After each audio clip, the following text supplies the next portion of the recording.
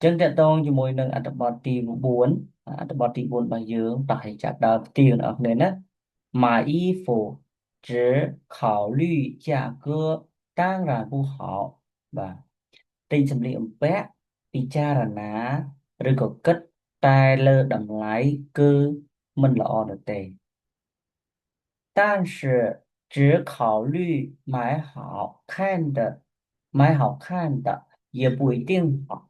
也不一定贵。Mà đây là vận tải bây giờ cực tài là bao lỗ có về mình trời đại được gọi là bao át có về mình trời đại 我买衣服的标准是家庭สำเร็จแบบสแตนดาร์ดหรือเปล่า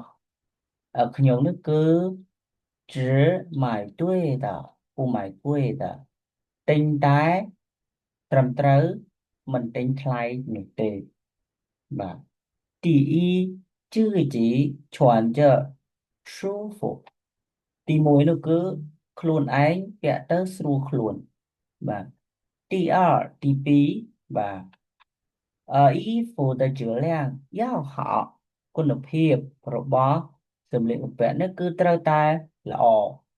而且又不能太贵ហើយថែមទាំងក៏មិនត្រូវថ្លៃពេកដែរ对我来说និយាយចំពោះខ្ញុំ衣服的样子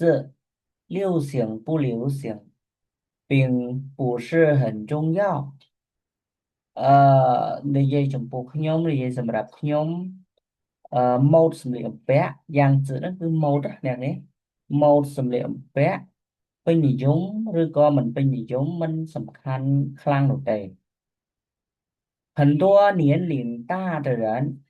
មនុស្សចាស់ចាស់ជាច្រើន喜欢在打折的时候买便宜的衣服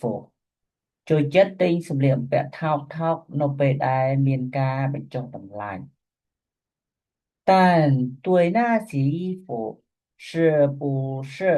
合适自己却考虑的不多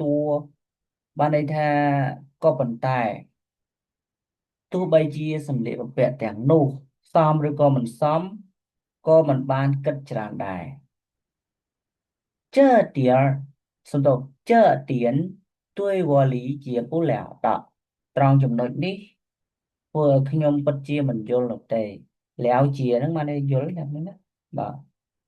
因为如果不适合自己ដោយសារតែប្រសិនបើមិនស័ក្តិសមជាមួយនឹងខ្លួនឯង即使花钱很少也是一种浪费ទោះបីជាចំណាយលុយតិចតួចក្តីក៏ជាចំណុចក៏ជាប្រភេទនៃការចំណាយខ្ជះខ្ជាយមួយដែរអូខេអានោះគឺជាចំណុចទី4